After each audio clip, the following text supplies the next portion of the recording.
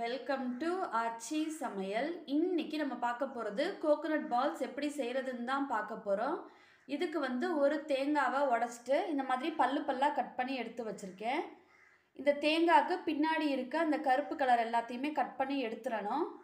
இதை இப்போ ஜாரில் சேர்த்துட்டு அரைச்சி எடுத்துக்கலாம். தேங்காவை நல்லா அந்த மாதிரி பூவாக அரைச்சி எடுத்தாச்சு. ஸ்டவ் ஆன் பண்ணி கடாயில் தேங்காய் துருவல் சேர்த்து வறுத்தெடுத்துக்கலாம். மீடியம் ஃப்ளேமில் வச்சுட்டு இதோட ஈரசத்து போகிற அளவுக்கு வறுத்தெடுத்துக்கணும். தேங்காயில் இருக்க ஈரசத்து போகிற அளவுக்கு நல்லா வதக்கி விட்டாச்சு. கலரும் மாறக்கூடாது. ஸ்டவ் ஆஃப் பண்ணிடலாம், இது ஆறட்டும். அடுத்து இந்த கோகோனட் பால்ஸ்குள்ளே ஃபில்லிங்க்கு எள்ளு வச்சு ஃபில் பண்ணிடலாம். இதுக்கு நான் வெள்ளை எள்ளும் கருப்பு எள்ளும் சேர்த்துருக்கேன். இது ஒரு 3 ஸ்பூன் போல் எடுத்து வச்சுருக்கேன். இதை இப்போ வறுத்தெடுத்துக்கலாம்.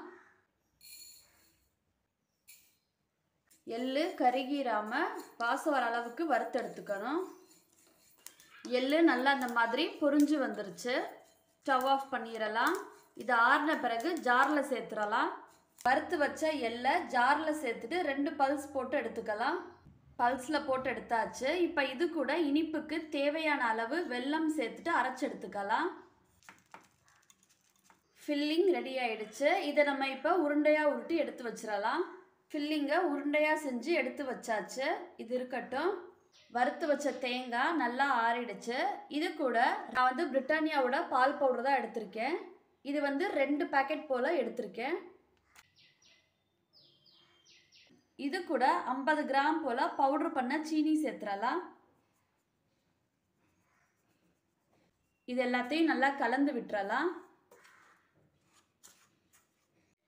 நல்லா கையில் பிசைஞ்சு எடுத்து வச்சாச்சு. இதை இப்போ சின்ன சின்ன கப் மாதிரி செஞ்சுக்கலாம். கப் மாதிரி செஞ்சாச்சு. இதெல்லாம் நம்ம செஞ்சு வச்சுருக்க ஃபில்லிங்கை உள்ளே வச்சுட்டு க்ளோஸ் பண்ணிடலாம்.